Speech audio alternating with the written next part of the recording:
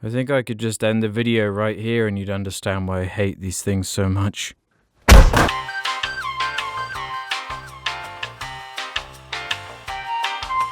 Pop vinyls are a prominent line of overpriced, ugly collectibles based around popular culture icons such as Venom, Venom as Thanos, Venom as Black Panther, Venom as Loki, Venom as Ghost Rider. Hang on, let's quickly do the top 5 most epic Venom pop vinyls, shall we? Number 5, Venom as Rocket Raccoon. Just wicked. Number 4, Venom as Storm from X-Men. That's pretty incredible. Number 3, Venom as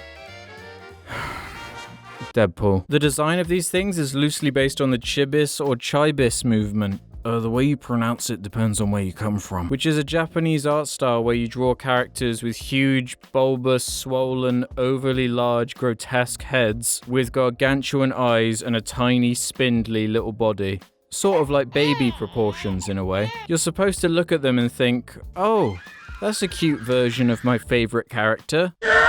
Remember that explicit scene in Breaking Bad where someone has his face exploded off? Well, there's an adorable pop vinyl for that. Why not honor your favorite princess who died in a violent car crash with this adorable pop vinyl? So cute. Even Michi from Smallfoot got a pop. Remember that? The design of these things adheres to a basic form factor, the most prominent feature being the wide, beady, nightmarish eyes, with no other major features aside from a tiny pointed nose and the distinct lack of a mouth. I think it's the absence of a mouth that makes pop vinyls so uncomfortable to me. I kept telling myself I would try to avoid bringing up the far superior, friendly, approachable Lego minifigure design, which is brilliant on so many levels, but look what happens to the famous default Lego smile when you take it away. What is it thinking? Is it mad at me? I think it's mad at me. Those unflinching, jet black, endless eyes take on a terrifying, unpleasant, and unsettling new form without any facial expression to go along with it. I guess edgy youths who collect FNAF pop vinyls don't need to be told how to feel. They use their detached Golden Freddy form to appreciate the darkness behind these classic characters. Yeah.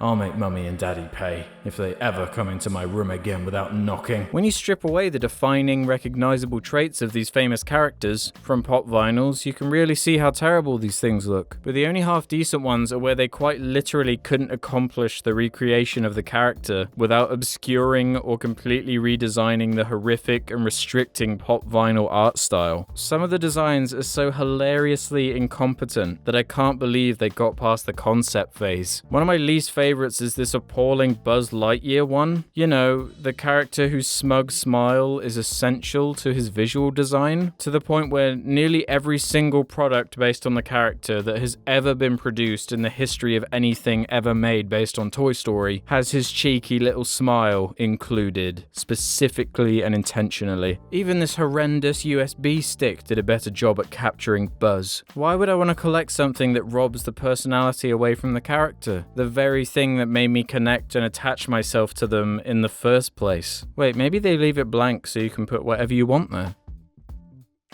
That's better. Don't worry, princess. You can smile now. You're in heaven. Of course, I picked up some of the absolute worst pop vinyls I could find in an attempt to be more fair on the subject and not just use images I found online. The store I got these from even gave me a discount for these 3. I couldn't figure out why though. Apparently they're all from the same theme or something. Of course, I got the essentials like Dave the Minion, who honestly belongs being a pop vinyl. That's a good match right there. Equally shitty things coming together is a good balance. Wait, so they give a minion a smile, but not Buzz freaking Lightman. Get your priorities straight. The best one I got was this one of Rico the Penguin from the famed Madagascar series. He admittedly is the worst penguin, but I wasn't about to be paying 60 quid for a Kowalski pop vinyl. Like, are you joking? 60 smackers for this? I picked up a Cade 6 from Destiny 1 because of the delicious irony of basically every pop vinyl series being based on things I've made videos on.